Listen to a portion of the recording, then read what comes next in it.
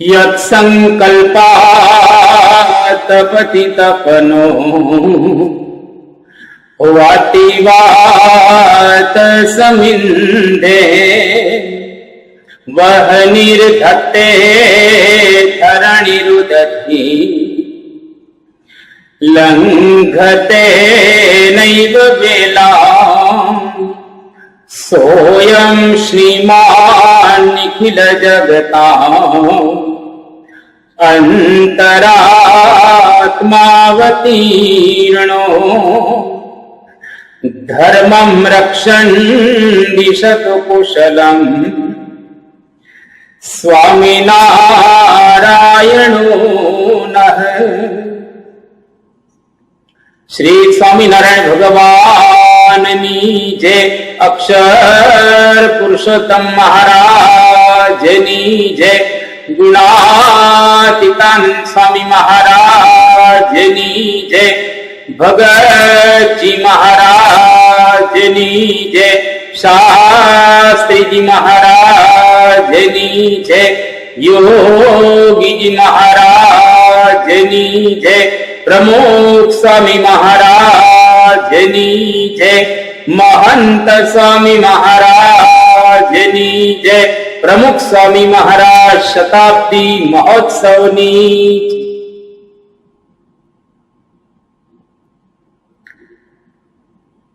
આજનો આપણો આ પ્રવચનમાળાનો વિષય છે સર્વ સુખનું મૂળ વાણી। વિશ્વની અંદર અનંત પ્રકારના સુખો રહેલા છે, પરંતુ બધા સુખના જો મૂળની અંદર કોઈ પણ વસ્તુ હોય તો એ વાણી રહેલી છે। વાણી દ્વારા દુનિયાના તમામ સુખોને આપણે માણી શકીએ અને વાણી દ્વારા દુનિયાના તમામ સુખોનો આપણે નાશ પણ કરી શકીએ। જો વાણી સુંદર વાપરીએ તો આખી જિંદગી સુખ સુખ અને સુખ જ રહે, અને જો વાણી બરાબર ન વાપરીએ તો આખી જિંદગી દુઃખ દુઃખ અને દુઃખ જ રહે। સુખી માણસો અને દુઃખી માણસો એની જો ટૂંકમાં વ્યાખ્યા આપણે કરવી હોય તો એવું કરી શકીએ કે કહી શકીએ કે જેની વાણી સુંદર એ માણસ સુખી, જેની વાણી સુંદર એ માણસ પરમ સુખી, અને જેની વાણી કટુ એ માણસ દુઃખી। એટલે વાણી ઉપર સુખ અને દુઃખનો આધાર રહેલો છે। એટલા માટે આપણા શાસ્ત્રોની અંદર એક બહુ સુંદર વાત કરવામાં આવી, શબ્દ છે એ અર્થ માત્રનો આશ્રય અર્થાત વાચક રહેલો છે। જેટલા કઈ અર્થ દુનિયાની અંદર આપણે કહીએ તમામનો વાચક આશ્રય અર્થ રહેલો છે, શબ્દ રહેલો છે। અર્થનો વાચક શબ્દ। જો શબ્દ બરાબર રીતે આપણે બોલીએ તો અર્થ અનુકૂળ થાય, અને જો શબ્દ બરાબર ન બોલીએ તો અર્થ અનુકૂળ થતો હોતો નથી। શબ્દના અનંત પ્રકારના ગુણ બતાવવામાં આવ્યા છે। શ્રીજી મહારાજે વચનામૃત પ્રથમના 18માની અંદર વાત કરી, શબ્દના ઘણા બધા ગુણો રહેલા છે। જે પ્રકારના ગુણવાન શબ્દ ઉચ્ચારીએ એ પ્રકારના આપણે ગુણવાન બનીએ, અને જો વ્યક્તિ ગુણવાન બને તો એ વ્યક્તિ સુખી બને। જે વ્યક્તિ ગુણવાન નથી એ વ્યક્તિ સુખી પણ રહેલી નથી। એટલા માટે વચનામૃતની અંદર મહારાજે ઘણી ઘણી શબ્દની વાણીની વાતો કરેલી છે। મહારાજે લોયાના 8મા વચનામૃતની અંદર એક બહુ સુંદર વાત કરી કે કાનની ચંચળતા એમ ટળે જે કોઈ રમૂજ થતી હોય અથવા ભવાઈ થતી હોય તો તેને સાંભળવામાં હેત થાય ને ભગવાનની કથા કીર્તના વગેરે સાંભળવામાં નિદ્રા આવે ત્યારે ઊભા થવું ને નિદ્રા અને આળસ એને ટાળવું ને ભગવાનની જે કથા સાંભળ્યામાં શ્રદ્ધા રાખવી ને હેત રાખો તો કાન જીતાય। આ મહારાજે બહુ સુંદર કાન અર્થાત શબ્દ ઇન્દ્રિય જે રહેલી છે કાન, એને જીતવાની સુંદર એક આપણને શિખામણ કે વાત કરી. અર્થાત ભગવાનનો જેવો શબ્દ સાંભળે છે તેવો આ બ્રહ્માંડની અંદર બીજો કોઈ શબ્દ નથી જેને ખરેખર ટૂંકમાં આપણે દઈએ. મહારાજ પંચાળાના ચોથા વચનામૃતની અંદર વાત કરી છે. સામાન્યપણે શ્રોત્ર અને શબ્દ એને સદા સંબંધ રહેલો છે. મધ્યનું પહેલું વચનામૃત. તો શ્રોત્ર ઇન્દ્રિય આપણી જે રહેલી છે એ જો સારું સાંભળે તો એને આનંદ આવે. શ્રોત્ર ઇન્દ્રિય જો ખરાબ સાંભળે તો એને આનંદ આવતો નથી. એટલા માટે કોઈ પણ વ્યક્તિને આપણે ખરાબ વાણી ક્યારેય સંભળાવવી નહીં, જેથી કરીને એનો આનંદ લૂંટાઈ જાય અને આપણા પ્રત્યે એને દ્વેષ અથવા તો દુર્બુદ્ધિ ન થાય. એટલા માટે વાણી વાપરવી એ બહુ જ સમજી વિચારી અને એ વાણીને આપણે વાપરવી જોઈએ. એટલા માટે મહાપુરુષો બહુ સુંદર એક બતાવે છે. જેમ ગુણાતીતાનંદ સ્વામી પોતાની વાતમાં એક વાત એવી કરી કે નવધા ભક્તિ આદિક સાધને કરીને જીવ શુદ્ધ તો થાય છે, પણ વાતે કરીને જેવો શુદ્ધ થાય એવો થતો નથી. માટે શબ્દ જેવું તો કોઈ બળવાન નથી. દુનિયાની અંદર લોખંડ બળવાન કહેવાય, એના કરતા પણ ઘણી વધારે જાતુઓ રહેલી છે, હીરો વગેરે, એ બળવાન છે, એના કરતા પણ સ્ટ્રોંગ છે. પણ દુનિયામાં સૌથી વધારે જો કોઈ સ્ટ્રોંગ હોય તો શબ્દ, એના જેવું કોઈ બળવાન નથી. એક શબ્દ કોઈકને મારો તો એના દ્વારા માણસ મરી જાય. જે પ્રહારથી ન મરે એ શબ્દથી મરી જાય. અને જે પ્રકારનો આપણે એને શબ્દ સંભળાવીએ એ પ્રકારનો એ જીવ થઈ જતો હોય છે.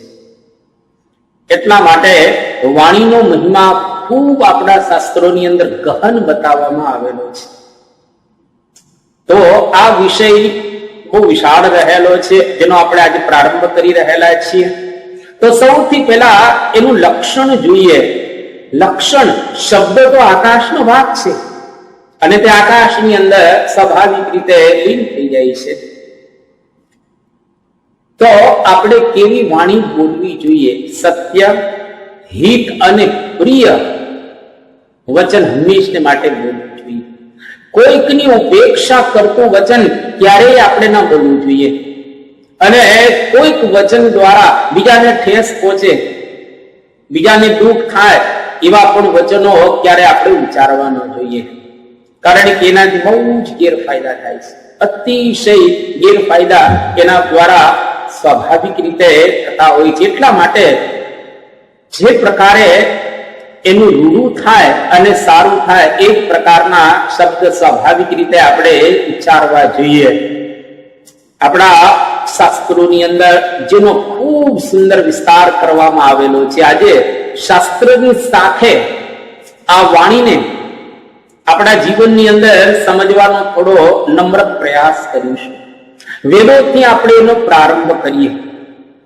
વેદોની અંદર ઋગ્વેદમાં બહુ સુંદર એક વાત કરવામાં આવી. સપ્તુમ ઇવ તિતૌના પુનંતો યત્ર ધીરા મનસા વાચમ અકૃત અત્ર સખાયઃ સખ્યાની જાનતે ભદ્રેશામ લક્ષ્મીર્નિહિતાધિ વાચી. અર્થાત જેમ ચારણી વડે સાથુઓ ચડાય છે, તેમ વિદ્વાનો મન વડે વાણીને પવિત્ર કરીને તેનો પ્રયોગ કરે છે. જેમ સાથવો ગમે તેવો હોય તો એ પીવામાં મજા ન આવે, એમ વિદ્વાનો મન વડે વાણીને પવિત્ર કરી અને પછી એનો પ્રયોગ કરે છે. પેલા મનથી જુએ કે આ મારી વાણી બરાબર પવિત્ર છે ને, વ્યવસ્થિત રહેલી છે ને. જ્યાં વિદ્વાનો મન વડે જાણી પવિત્ર કરી અને તેનો પ્રયોગ કરે છે, ત્યાં જિજ્ઞાસુ લોકો જાણવા યોગ્ય બ્રહ્મને જાણી શકે છે. અને ત્યારે એની વાણીમાં કલ્યાણમયી અર્થાત મોક્ષદાયી શ્રી અર્થાત સંપત્તિનું સંવિધાન થાય છે.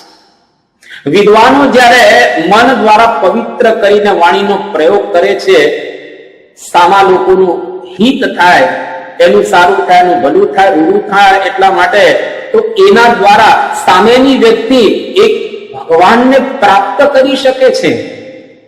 જો સાંભળનાર ભગવાનને પ્રાપ્ત કરી શકે તો સારી વાણી બોલનાર કેમ ભગવાનને પ્રાપ્ત ન કરી શકે? ચોક્કસ એ ભગવાનને પ્રાપ્ત કરી શકે. એટલા માટે આપણા અથર્વવેદની અંદર એક બહુ સુંદર વાત કરવામાં આવી, જીહ્વાયાઃ અગ્રે મધુ જીહ્વા મૂલે મધુલકમ મમેદઃ ક્રતાવસૌ મમ ચિત્તમ ઉપાયસી. અર્થાત હે ભગવાન, મારી જીભના અગ્રભાગમાં માધુર્ય હો, જીભના મૂળમાં પણ માધુર્યની અધિકતા હો. હે મધુરતા, તું ચોક્કસ બહાર મારા કર્મોમાં અને અંદર હૃદયમાં આવીને વિરાજમાન થા. જીભની અગ્રભાગમાં અને અંદરના ભાગમાં મધુલકમ અર્થાત મીઠાશ હોવી જોઈએ. મધની અંદર બોડી અને જીભને વાપરવી જોઈએ. મધુરતા ખરેખર ચોક્કસ આપણા કર્મોમાં અને અંદર હૃદયમાં આવીને જો વિરાજમાન થાય તો એના દ્વારા આપણે ખરેખર મધુરતાનું વાતાવરણ દુનિયાની અંદર ઊભું કરી શકીએ. અને જ્યાં મધુરતા હોય, જ્યાં મીઠાશ હોય, ત્યાં દરેક લોકોને ગમે. નાના બાળકને પણ ગમે અને વયોવૃદ્ધને ગમે, પ્રેસિડેન્ટને પણ ગમે અને મજૂર હોય એને પણ ગમે. કારણ કે મધુરતા જ્યાં જ્યાં તમને દેખાય ત્યાં ત્યાં હંમેશા આનંદ જ હોય છે. એટલે મિષ્ટાન દરેકને ભાવે, દરેકને મધુર પદાર્થ ગમતા હોય છે. ભાગવતની અંદર ભગવાન શંકર પાર્વતીજીને બહુ સુંદર ચતુર્થ સ્કંદની અંદર વાત કરી રહેલા છે કે તથા અરિભિ ન વ્યથતે શીલી મુખ્યૈ શેતે અર્દિતાંગો હૃદયેન દૂયતા સ્વાનામ યથા વક્ર ધિયાન ગુરુક્તિભિ દિવાનીશમ તપ્યતિ મર્મ તાડિતઃ. અર્થાત વાંકી બુદ્ધિવાળા સ્વજનોના દુષ્ટ વાક્યોથી મર્મસ્થાનમાં પ્રહારને પામી રાત્રિ દિવસ પીડાતા હૃદય મનુષ્ય જેવો દુઃખી થાય છે, એવો શત્રુઓ બાણ વડે એના શરીરને ઘાયલ કરી નાખે તો પણ એ દુઃખી થતો નથી, કારણ કે ઊંઘી તો શકે છે. આ બહુ જ અગત્યની એક વાત કરવામાં આવેલી કે શત્રુઓ કદાચ તમને મારે, બાણ વડે તમને ઘાયલ કરે તો પીડા ચોક્કસ આપણને થાય, આપણે સમજી શકીએ છીએ. પણ એ ઘા રાત્રિના સમયની અંદર એ માણસ સૂઈ શકે છે. ઘા હોય તો પણ એને ઊંઘ આવી જાય છે, પીડા એ વખતે એટલી શાંત થઈ જાય. પણ વાણી વડે જો આપણું હૃદય ઘાયલ થઈ ગયું હોય, કટુ શબ્દ વડે આપણે કોઈકના મનને તોડી નાખ્યું હોય, કોકના ચિત્તને છિન્ન ભિન્ન કરી નાખ્યું હોય, એના હૃદયના ટુકડા કરી નાખ્યા હોય, તે વ્યક્તિ આરામથી સૂઈ નહીં શકે. એ વ્યક્તિને ઊંઘ નહીં આવે, એ વ્યક્તિને કામમાં મજા નહીં આવે, એ વ્યક્તિ 24 કલાક એનું સ્મરણ કરતો રહેશે. એટલે દુષ્ટ વાક્ય જેવું દુનિયામાં કોઈ ખરાબ નથી, કારણ કે મર્મ સ્થાન ઉપર એક પ્રહાર થાય છે. એટલે કોઈ દિવસ ક્યારેય કોઈની ઉપર મર્મ સ્થાનો ની અંદર પ્રહાર થાય એવા દુષ્ટ વાક્યનો પ્રયોગ આપણે ન કરવો જોઈએ. એટલા માટે તો બહુ સરસ વાત કરવામાં આવી ભાગવતની અંદર. અને યસ્યામ નમે પાવનમ અંગ કર્મ સ્થિતિ ઉદ્ભવ પ્રાણ નિરોધમ અસ્ય લીલાવતારેક્ષિત જન્મવા સ્યાત વંધ્યામ ગિરંતામ વિભ્રુયાન્ન ધીરા ધીરઃ. સરસ કહેવામાં આવેલું છે, જે વાણીમાં આ જગતની ઉત્પત્તિ સ્થિતિને લઈને એક કારણરૂપ એવા મારું પવિત્ર કર્મ અથવા મારા લીલાવતારો પૈકી પ્રિય જન્મોનું વર્ણન નથી, એવી વાંધણી વાણી બુદ્ધિમાન પુરુષે ન બોલવી જોઈએ. ભગવાન કૃષ્ણ ઉદ્ધવને આ વાત સમજાવી રહેલા છે. અર્થાત વાણી એવી હોવી જોઈએ કે જેની અંદર ભગવાનનો કંઈક સંબંધ હોય. ભગવાનનો એની અંદર ભાવ ભળેલો હોય, જેમાં ભગવાનનો દિવ્ય સંબંધ કે ભાવ ભળેલો હોય એ વાણી કોઈ દિવસ કટુ ન હોય, એ વાણી હંમેશા મધુર જ હોય, આનંદદાયી હોય. એટલા માટે તમામ વાણી બોલતા પહેલા ભગવાનનો એની અંદર સંબંધ છે કે નહીં એ જોઈએ, અને ભગવાનને સંભાળી અને વાણી બોલવી, ભગવાનને સંભાળી અને કોઈકને વાત કરી, ભગવાનને સંભાળી અને વ્યવહાર કરો, ભગવાનને સંભાળી અને દુનિયાની અંદર બધાની સાથે જો વર્તવામાં આવે તો ચોક્કસ એ વ્યક્તિને તો આનંદ થાય, પરંતુ જેટલા થાય એની વાણી સાંભળે તમામને એના દ્વારા આનંદ થાય. એટલા માટે ગીતાના 17મા અધ્યાયની અંદર એક બહુ સરસ વાત કરવામાં આવી કે અનુદ્વેગ કરમ વાક્યમ સત્યમ પ્રિય હિતંચયત સ્વાધ્યા વ્યસનમ ચૈવ વાંગમયમ તપઃ ઉચ્યતે. અર્થાત કોઈને ઉદ્વેગ ન કરનારી, સત્ય, પ્રિય અને હિતકારી વાણી બોલવી તથા સ્વાધ્યાયનો અભ્યાસ એ વાણીનું તપ કહેવાય. આજે શરીરે કરીને તપ આપણે કરતા હોઈએ છીએ, પણ મોટામાં મોટું જો કોઈ તપ હોય તો એ વાણીનું તપ રહેલું છે. અનુદ્વેગ કરમ વાક્યમ, કોઈને પણ ઉદ્વેગ થાય એવું વાક્ય આપણે ન બોલવું જોઈએ. સામી વ્યક્તિને ઠેસ પહોંચે, એના હૃદયની અંદર બળતરા થાય, એને પીડાનો અનુભવ થાય એવું આપણે કોઈ દિવસ ન બોલે, ભલે પાડોશમાં રહેતો હોય કે પછી આપણો દુશ્મન. અરે દુશ્મનને પણ જો જીતવો હોય તો મધુર વાણીથી આપણે જીતી શકીએ. સત્ય વાણીની અંદર ક્યારેય અસત્ય ન બોલાવવું જોઈએ. આજે સમાજની અંદર આપણે દૃષ્ટિપાત કરીએ છીએ તો ખ્યાલ આવે છે કે આજે સમાજમાં લોકો ખોટું બહુ બોલતા હોય છે. આજે એક વખત તમે ખોટું બોલો એનો મતલબ એવો થયો કે ધીરે ધીરે તમને ટેવ પડતી થશે અને સ્વભાવ એવો થઈ જશે. એટલે અસત્ય આપણા વચનની અંદર કોઈ દિવસ બોલાવવું ન જોઈએ. પ્રિય અને હિત થાય, દરેકને પ્યારું લાગે આપણું વચન, દરેકને હિતકર લાગે આપણું વચન એવું બોલાવવું જોઈએ. બ્રહ્મ સ્વરૂપ યોગીજી મહારાજ, બ્રહ્મ સ્વરૂપ પ્રમુખ સ્વામી મહારાજ ને આજે પ્રગટ બ્રહ્મ સ્વરૂપ મહાન સ્વામી મહારાજ, એની વાણીમાં તમે જો કેટલી મીઠાશ, દરેકને એની વાણી સાંભળવી ગમે.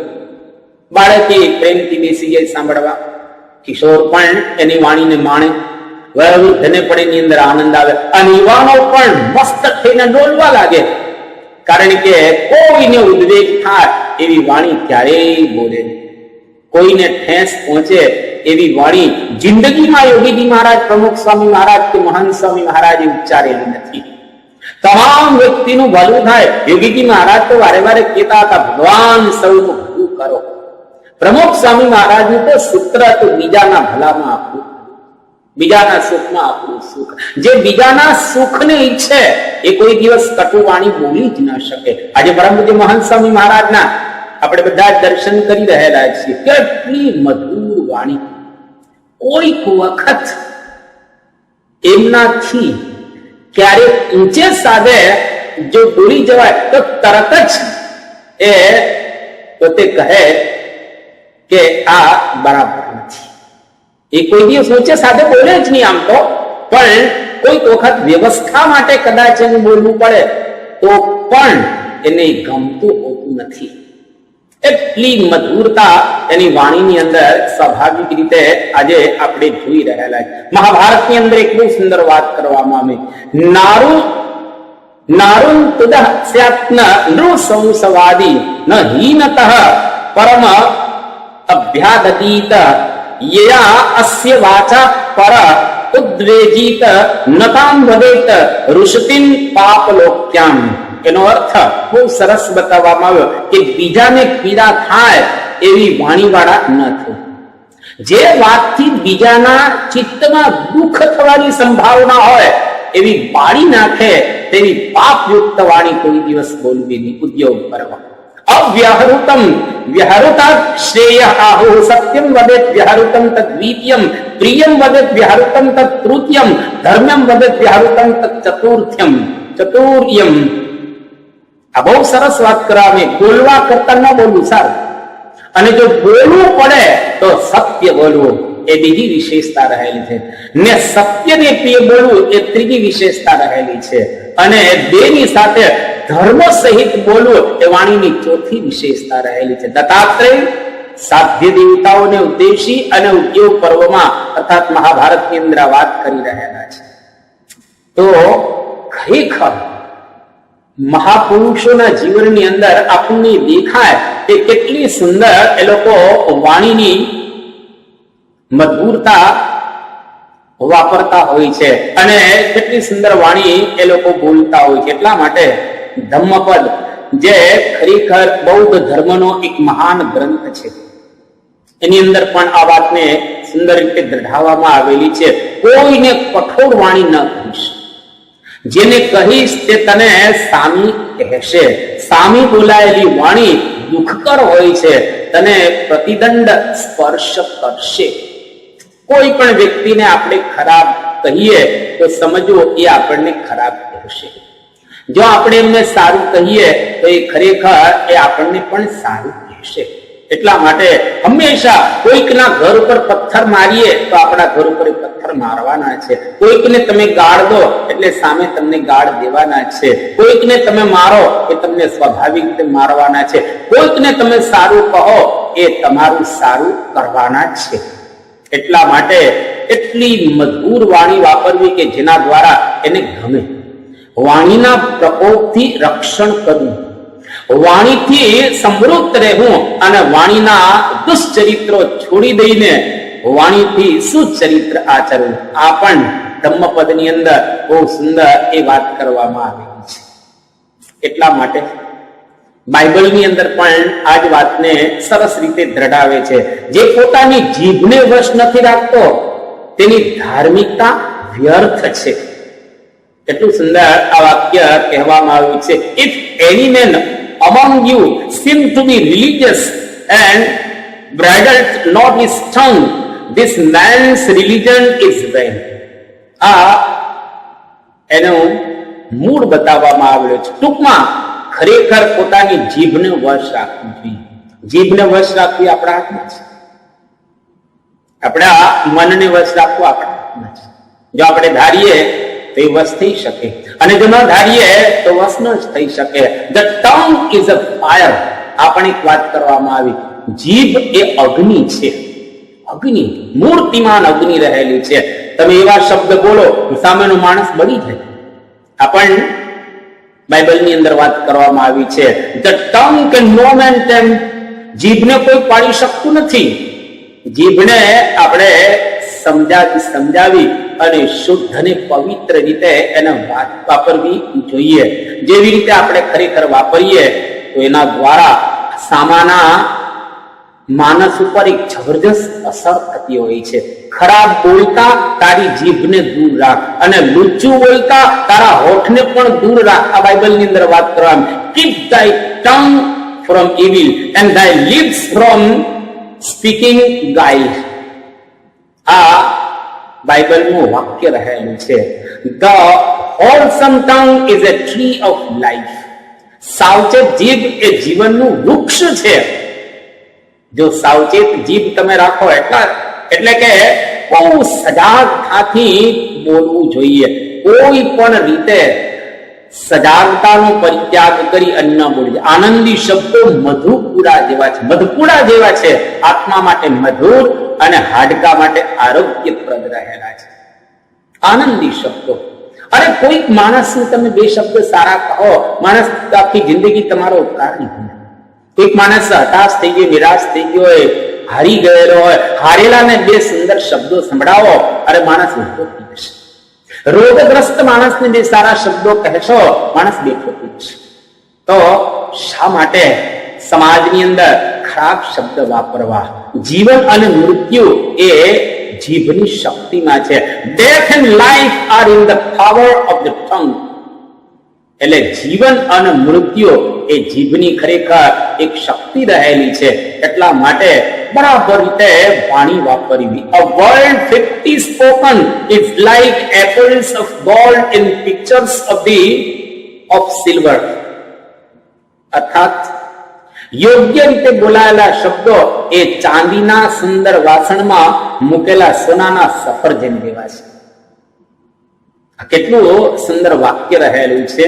એક કહેવત રહેલી છે, અ સોફ્ટ ટંગ બ્રેકન્સ ધ બોન. સુવાડી જીભ હાડકા પીખાડી દે છે, પાણી પાણી કરી દે છે. આપણે કહેવત એ રહેલી છે.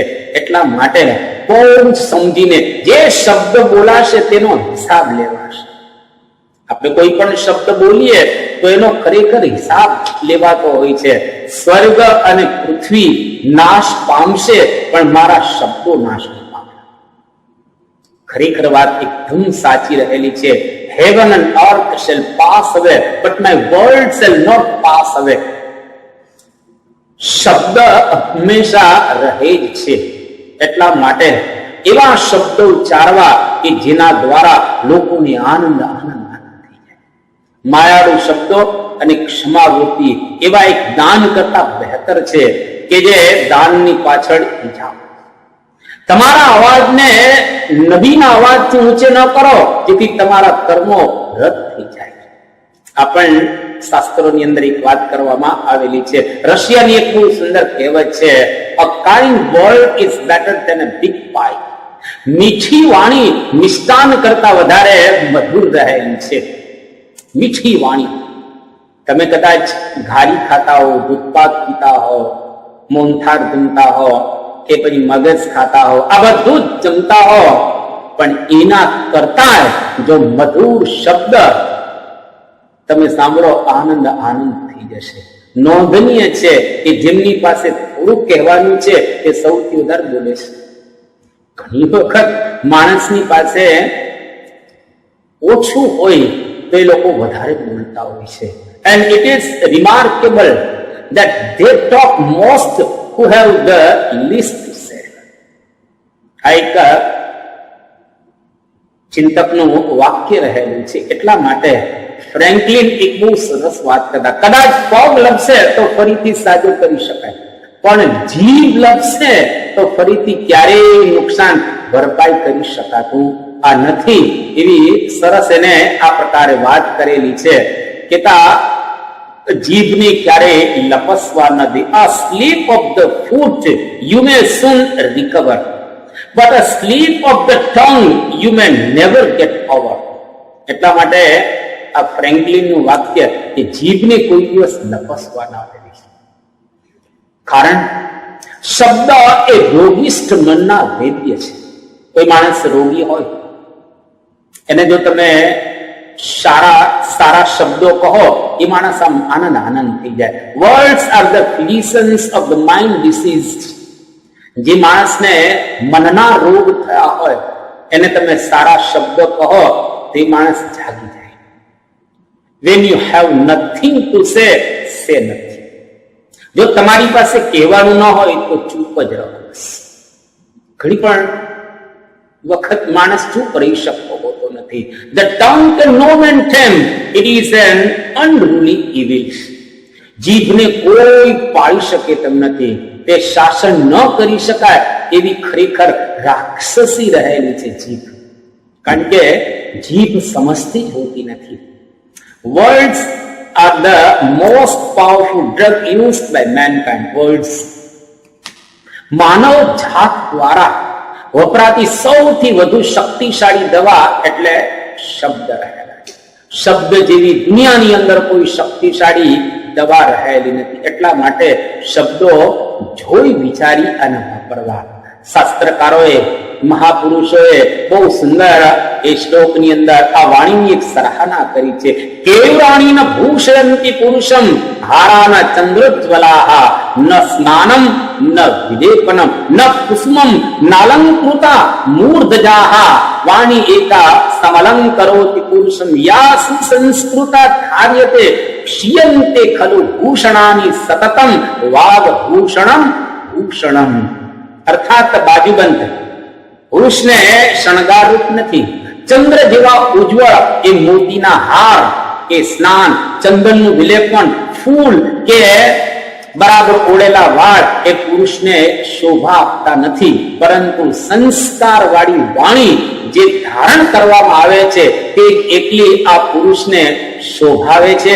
ખરેખર સર્વ આભૂષણો ધીમે ધીમે ક્ષય પામે છે, માત્ર વાણી જ સાચું આભૂષણ રહેલું છે. વાણી જેવું દુનિયામાં બીજું કોઈ આભૂષણ રહેલું નથી. એટલા માટે એક સરસ શ્લોકની અંદર વાત કરવામાં આવી, યદા વક્તિ તદા લોકેહી સંશ્રાવ બુદ્ધતે વસંતિ જ્ઞાયતે વાણ્યા યથા કાટશ્ચ કોકિલઃ. જેમ વસંત ઋતુમાં બોલવા ઉપરથી કાગડા અને કોઈની પરીક્ષા થાય છે, તેમ માણસ પણ જ્યારે બોલે છે ત્યારે આ સજ્જન છે કે આ દુર્જન છે એ લોકો જાણી શકે છે. માણસની વાણી પરથી ખબર પડી જાય કે આ માણસ સજ્જન રહેલો છે અથવા તો દુર્જન રહેલો છે. એ વાણી જ એને કહેતી હોય છે. એટલા માટે પ્રિય વાક્ય પ્રદાનેન સર્વે તુષ્યંતુ જંતવઃ તસ્માત તદેવ વક્તવ્યમ વચને કા દરિદ્રતા. એટલે પ્રિય વાક્ય ના દાનથી બધા જ પ્રાણીઓ રાજી રાજી થઈ જાય છે. માટે સારું બોલવું, કારણ કે વચન બોલવામાં દરિદ્રતા શા માટે રાખવી? વચન તો એવા સુંદર બોલવા કે સામેના વ્યક્તિને આનંદ આનંદ થઈ જાય. લક્ષ્મી વસતી જીવાગ્રે, જીવાગ્રે મિત્ર બાંધવા, જીવાગ્રે બંધનમ પ્રાપ્તમ, જીવાગ્રે મરણમ ધ્રુવમ. જીભને ટેરવે લક્ષ્મી વસે છે, મિત્રો અને બંધુઓ અર્થાત કુટુંબીજનો પણ જીભને ટેરવે રહે છે, બંધન પણ જીભને ટેરવે છે અને સાથે મરણ પણ જીભને ટેરવે રહે છે.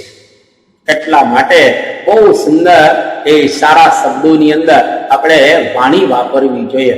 વાઘ માધુર્ય ન અન્ય દસ્તી પ્રિયત્વમ, વાઘ પારુષ્યાચ ઉપકારઃ કપિનશ્ચ કિમ તદ્રવ્યમ કોકિલેન ઉપનીતમ ઓવા લોકે ગર્દભસ્ય અપરાધઃ. કેટલો સરસ એક શ્લોક રહેલો છે કે કોયલે આવીને કયું આપ્યું છે આપણને, અને આ લોકમાં ગધેડાનો શું અપરાધ થયો છે, પરંતુ વાણી રૂપી મધુરતાથી માણસને બીજું કાંઈ પ્રિય લાગતું નથી. અને કઠોર વાણી હોય તો કરેલો ઉપકાર પણ નાશ પામે છે. कौवा किसका धन हरा और कोयल किसको दे, मीठा शब्द सुनाए के जगत अपना कर लेता. કાગડો કોઈને પાસેથી લઈ લેતો નથી અને કોયલ કોઈને આપી દેતી નથી, પણ મીઠા શબ્દ સુનાય કે જગત અપના કર લે. કાગડો બોલતો હોય તો બધા ઉડાડે મારે, અને કોયલ બેઠી હોય તો બધા એને પ્રેમથી સાંભળે.